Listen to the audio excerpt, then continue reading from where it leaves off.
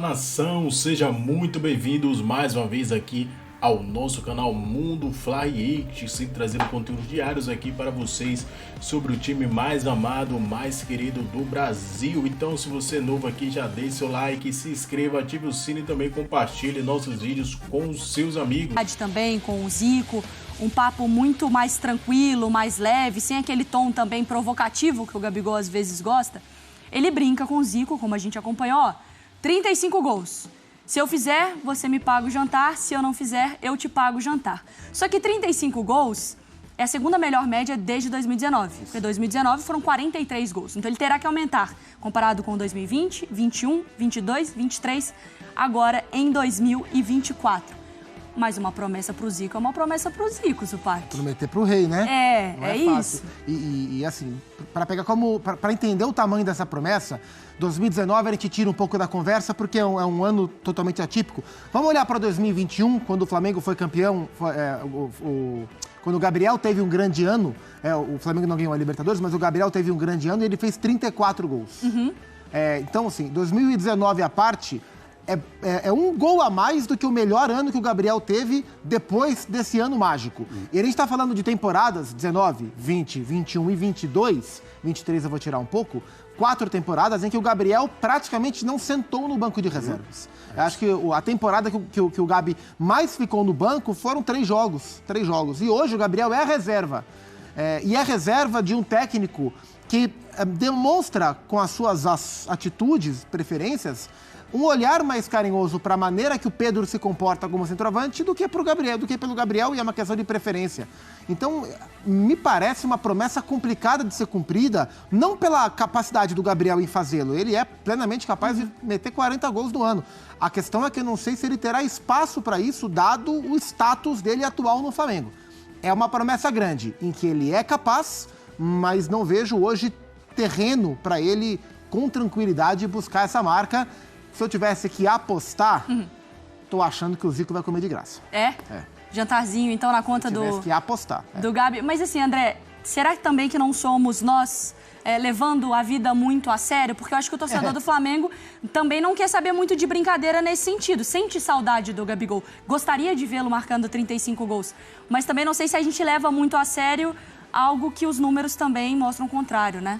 Assim, primeiro, o Gabriel sempre usou essa relação com o Zico de uma maneira inteligente e interessante.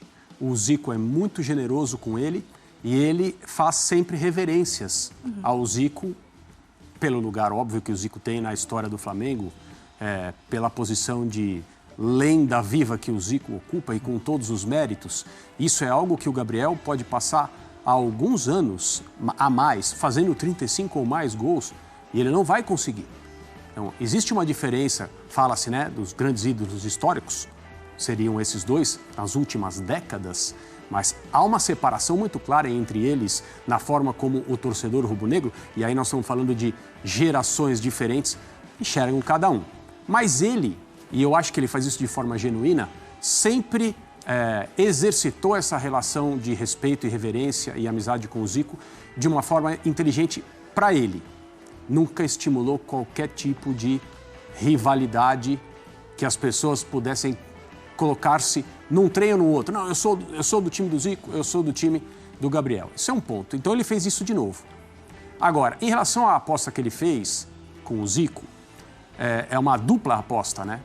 Porque, completando o que o Gustavo disse, ele aposta que ele vai jogar e ele aposta que ele vai jogar muito, porque ele quer fazer 35 gols. Para quem não tem, pelo menos a princípio, um lugar, entre aspas, garantido no time, e nesse elenco do Flamengo é difícil você falar isso, acho que mesmo num elenco que tem jogadores de tamanha qualidade, poucos podem chegar em casa e falar para os seus filhos, olha, esse lugar é meu, essa camisa é minha. O Gabriel, nesse momento, não é um deles. Durante muitos anos ele foi. Sim. Neste momento, não é um deles. Então, ele está dizendo que ele se banca, que ele vai ganhar a posição, que ele vai jogar o suficiente para fazer esses 35 gols. É uma aposta arrojada de alguém que bota fé na própria capacidade e que está agindo de maneira coerente com uma das coisas que ele disse naquele fatídico já podcast, no Podpah, certo? Quando ele falou, talvez seja o meu último ano e eu quero que seja especial. Depois disso, ele se apresenta com 48 horas de antecedência. E agora ele diz para o maior ídolo da história do Flamengo que vai fazer 35 gols ou então vai pagar um jantar. Aonde seria o jantar? O Zico pode escolher? Acho que pode. Acho que o Zico pode, escolher né? tudo, né? No Rio, né? É assim, não que o Zico pague jantar no Rio de Janeiro, para começar. tem O Zico esse já detalhe. o Zico no Rio de Janeiro não paga jantar, né? Tem que ser fora do Rio, né? Porque é onde o Zico pagaria, né? Eu acho que ele vai cumprir a promessa. Então, eu sou um pouco doida, mas não ao ponto também de questionar o Gabigol motivado, que a gente já viu que ele é capaz. Mas agora também terá que ser provado em campo, no trabalho. Até porque ele não marca gol desde agosto da temporada passada. Tem muito tempo, então é o Gabigol com muitos tabus aí a serem quebrados. O dono da posição, que hoje é o Pedro, de artilheiro, e também titular com a camisa 9 do Flamengo, falou sobre esse bom momento agora e a preparação com o Tite. Olha, tem sido um início muito bom, né? O Tite é um treinador junto com a comissão técnica dele que consegue inserir todos, né, no conceito que ele quer, na maneira que ele quer jogar, ele consegue treinar todos da mesma forma. Então isso ajuda, né? Tanto quem tem jogado mais tempo, quem tem jogado menos tempo, isso faz a diferença, consegue todos ali perceber a ideia clara que ele quer. Então facilita muito dentro de campo e todos estão muito contentes, né, com esse início, muito esperançosos também. Espero que a gente possa retribuir dentro de campo e dar o nosso melhor para conquistar grandes coisas esse ano. No Flamengo é amadurecimento, né, a palavra muito que eu uso, né, pela passagem no Flamengo, né. Amadureci muito desde que eu cheguei aqui em 2020, né, quando eu cheguei e vi o Flamengo com muitos jogadores vindo de um ano, né, mágico em 2019. Né, mas eu sempre falei que era um elenco que teria que dar o meu melhor, nos treinos, nos jogos, para conseguir manter o nível, conseguir elevar o nível. E graças a Deus eu consegui escrever também meu nome na história, assim como todos os jogadores que estão aqui. Não coloco meta de gols, né? Eu espero sempre a cada jogo, como eu falei, dar o meu melhor, tentar a cada jogo fazer o gol. Claro, como atacante eu procuro fazer gol a cada jogo, mas metas de números assim eu não costumo. A estreia do Tite no Flamengo, então 13 jogos, todos, então ele começou como titular. A minutagem por jogo, jogando quase todas as partidas, né, o tempo todo. Gols, 8 e 1 assistência, e aí a gente não considera amistosos. Então, assim, a gente já tinha conversado, né, Zupá, que a preferência do Tite, até em termos de Copa do Mundo, pensando na posição, o Tite fez uma escolha ali, depois ele se justificou até na apresentação lá como técnico do Flamengo. Foi uma questão ali do 9-9-9, eu escolho o Pedro nesse sentido. Agora, a diferença de perfil, né, não que tenha um certo ou um errado. Na hora questionado sobre números, ele fala, não, eu não gosto de falar muito sobre números, espero que seja um grande ano, diferentemente do que o Gabigol usa como estratégia. Mas, assim, a posição é do Pedro. Hoje e só a gente viu há pouco os números do Gabriel, e você falou, né, na era pré-Tite, eu achei que a outra tela ia ser a era pós-Tite, mas isso já é uma propaganda. Isso. Né? Propaganda a gente, por enquanto, não faz, a não ser que a gente receba por isso. Agora, assim, de fato, eles têm perfis bem diferentes na maneira de jogar, e o Tite se encaixa melhor, o Tite encaixa melhor o Pedro na sua maneira de desenhar os seus times, isso sempre esteve bem claro. Não acho que é só por isso que o Pedro é o titular e o Gabriel é reserva. A diferença também é o rendimento, também é o momento. O Gabriel não vinha já numa grande temporada quando o Tite assume, o Pedro já vinha numa temporada mais afirmativa. Até a parte física também, né? Sejamos honestos. E o Gabriel falou no podcast que jogou quase o ano inteiro machucado e tal. Então, não só a preferência, mas o próprio rendimento levaram o Pedro a ser o dono da vaga e o Gabriel ser o reserva. Não um rodízio, como a gente viu em outros momentos, mas o perfil dele ser diferente dos dois também é notado no momento em que eles não jogam. Isso me chama a atenção, porque durante a maior parte da existência Gabriel-Pedro no Flamengo, o Pedro foi reserva, o Gabriel foi titular. Embora o Pedro tenha manifestado, na época do Palmeiras, aquela vontade de sair para jogar mais, durante a maior parte desse tempo, o Pedro aceitou bem o seu status de ser um reserva e trabalhou para brigar por espaço. Com o Rogério, com o Dorival, até que com o Dorival ele jogou. O Gabriel já lida pior, ou não lida tão bem assim, com o status de reserva. E ele falou na entrevista, e ele citou os exemplos de Benfica e Inter de Milão. Quando ele viu que não ia jogar, ele se movimentou para sair.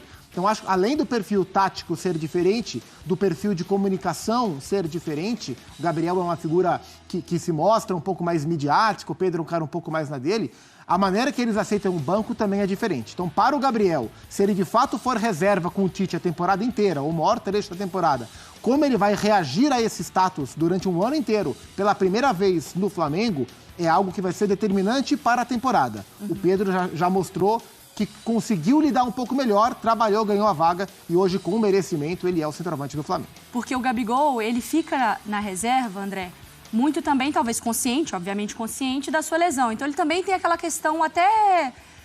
eu não tô bem, tá tudo certo eu estar na reserva. Talvez, nesta temporada, nós teremos a primeira amostra do que é o Gabigol bem, com vontade, sabendo que poderia estar jogando, não jogando, por uma opção. Esse também pode ser um novo perfil que a gente não conhece. Mas o Pedro estava bem, ficou na reserva por muito tempo e a gente conheceu essa face dele, né? E essa questão de como administrar o suplente Gabriel Barbosa, eu tenho certeza absoluta que está na mesa de conversas das pessoas que tomam decisão no Flamengo, desde que o ano passado terminou, e o que fazer e como será a temporada de 24 com essa comissão técnica, que aparentemente não dá ao Gabriel o status que ele, Gabriel, acha que merece. E aí, em toda a historinha que foi o interesse, entre aspas, do Corinthians, porque haveria reunião? Não houve. Eram negociações avançadas? Não eram. O Gabriel tinha acertado tudo, seu empresário disse que não. Então, mais uma, né?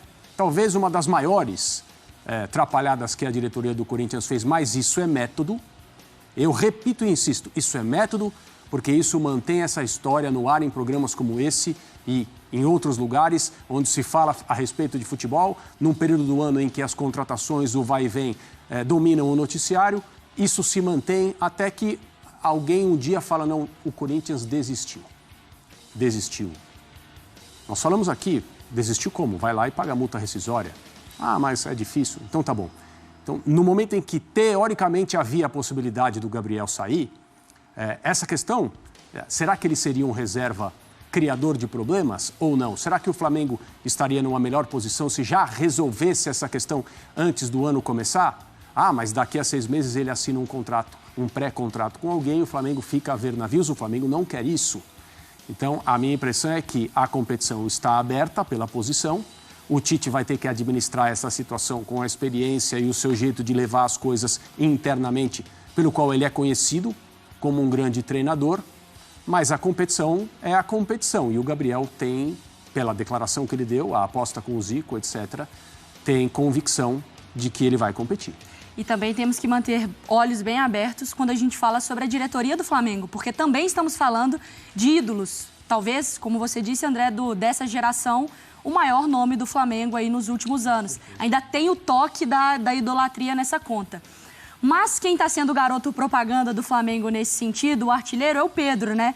Ele posou ao lado do Donovan Mitchell aí e a gente já dá uma olhada na nova camisa do Flamengo para a temporada. Aquele vazamento oficial de uma foto, né? Vazou, entre aspas. Né? No perfil oficial da fornecedora de marca esportiva, então, a nova camisa do Rubro Negro em uma parceria também com a NBA.